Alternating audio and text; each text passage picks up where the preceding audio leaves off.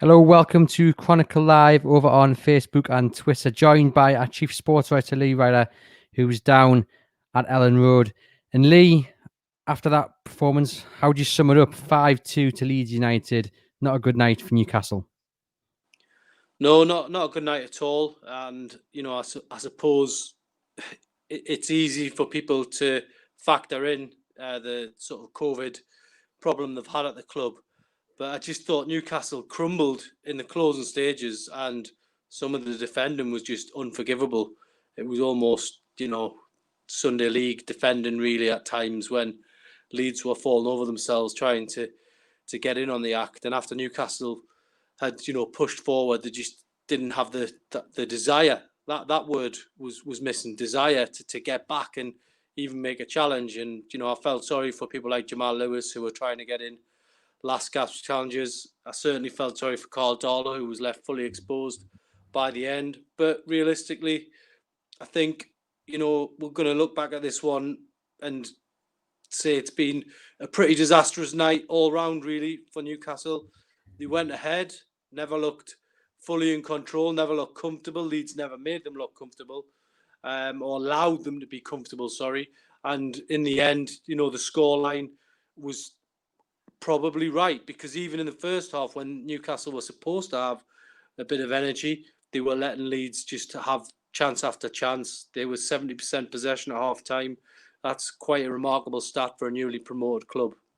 You mentioned there briefly COVID, and there was a penalty shout as well. A lot of people asking on social media whether it would be fair to say that they had an impact on the game. What is your view on that? I mean, you've said that it's probably not fair to kind of say that COVID did have an impact, but the penalty as well. What's your view on those two instances?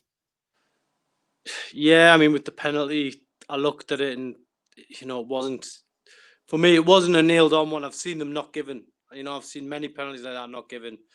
And we can't really paper over the cracks for Newcastle, because that just simply wasn't going to, it wasn't down to them not getting the penalty. It might have changed the game temporarily, but Leeds just looked so strong and powerful going forward. And I was actually surprised the way Leeds played, because I've watched them the last couple of games and they didn't show that. But I think they could sense there was a real chance to cause some problems tonight, and that's exactly what they've done. And it's back to the drawing board for Newcastle now. On COVID, Kieran Clark said it's not fair to say that did have an impact. He said the defending was Schoolboy. Do you agree with that sentiment? You said Sunday League just earlier. Schoolboy as well, would you say? Well, look, there's no way of putting a positive spin on it, and he's right to come out and say what he said there, because that was, I mean, the third goal I think was the worst, where they could have cleared it a couple of times, and then the guy, the back post, Dallas, just completely unmarked. And yeah, it was pretty bad. And Newcastle, they've at least shown some good defensive qualities at times this season, but tonight wasn't one of them. It's a big worry. They've got to now, get this out the system somehow in time for the Fulham game, and that's going to be a real tough one as well now, because Newcastle put pressure on themselves now for this fixture. I don't know what it was like for you watching there at the stadium, but here at home on the TV, Newcastle kind of right from the off, they looked vulnerable. The two wing backs looked vulnerable, Murphy and Lewis, and Leeds were having a lot of joy.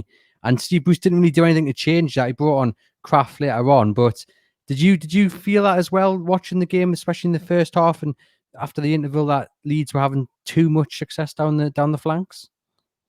Yeah, well, I thought Jacob Murphy wasn't at his best tonight.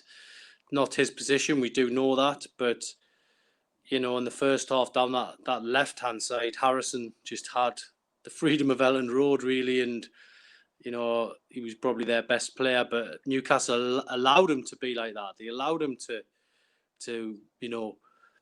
be able to probe and prod down that side. They were virtually unchallenged at times, and look, it could have been 3 or 4-1 at half time. So let's not get carried away with it being a late collapse.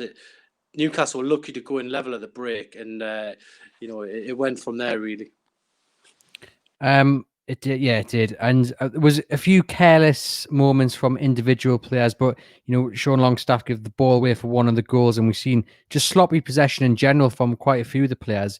What did you make of that, or was it just in general a team performance was just not at the standard we'd expect? Yeah, I mean, they just weren't at the races really, whether they scored against a run of play, and after that, when they went 1-0 up, they didn't look comfortable at all. So it was just disappointing after carving that opening. Really, the positives, if you're asking me to be positive, Ryan Fraser being back looked very good on the break, looked strong.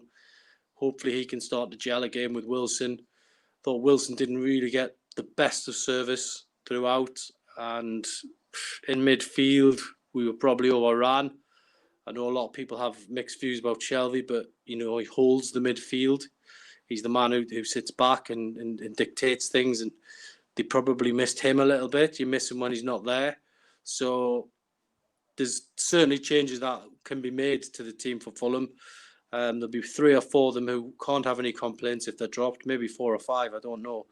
But for Newcastle, they've got to dust themselves down now and get ready for this Fulham game, and then obviously the quarter-final against Brentford. There's no time for them to be down in the dumps. They've got to get on with it now. But this is very poor tonight, and they probably deserve the criticism that they're getting out there. Just 2 more questions. We've mentioned before this season about the amount of shots, that they concede on goal, with Darlow again keeping Newcastle in the game at half time.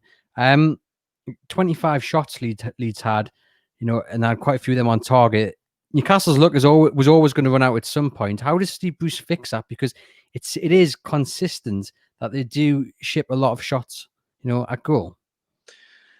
Well, I think if you go back to videos I've done after games, the sort of the gut reaction ones that I do, I think it was after Wolves. If Newcastle continue to play the way they're playing, they're going to end up suffering a rout in a game, and that's exactly what they've done tonight. They've been routed, 5 goals, and in other games, Tottenham away. Let's be honest, at Tottenham it could have been 5 or 6. At Wolves, it could have been 4 or 5. So tonight, they've probably caught up with them a little bit, and they have suffered that. So hopefully they can sense the reality check that's now ahead of them and get it sorted for the Fulham game. But, they haven't got many days to get ready now. And just finally, the inconsistency of Newcastle is a very frustrating thing. A good chance here to get a win and get on 20 points, and carry that momentum through into the Brentford game as well as the Fulham game. How frustrating is that, do you think? And how frustrated will Steve Bruce be at the lack of consistency in terms of, building a winning run? It's, in a way, it's the story of the Steve Bruce era at Newcastle. He gets a couple of good results, then they get a bad one, and then maybe they have another stutter. And then just when the pressure is well and truly on, they pop up and get another result, which is, if you look back at the sequence before the 2 wins, that's exactly what happened. So we shouldn't be surprised by this in some ways, because this is the pattern that Newcastle have played under Steve Bruce. If you look at his record, I think he's won almost as many as he's lost and drawn a few in the middle. So it's a strange old pattern, but they will probably due this defeat. If you have a look at the statistics, they do not win 3 games in a row under Steve Bruce. It's 1 or 2, so they need to, as I say, dust themselves down and get ready for that Fulham game, and perhaps more importantly, the Brentford game in the cup, because I think if they can't get to a semi-final, that'll just lift everybody ahead of those 2 Christmas games against Man City and Liverpool. Will indeed. Lee, thanks for joining us. We'll let you get off. Safe journey back up to Newcastle. Thank you very much. You can catch up with Lee's match ratings, player ratings on our website, as well as the match report and all the reaction as well from Steve Bruce and the players. And not a great night for Newcastle United. Thanks for watching. If you're listening later on the podcast, please remember to like and subscribe.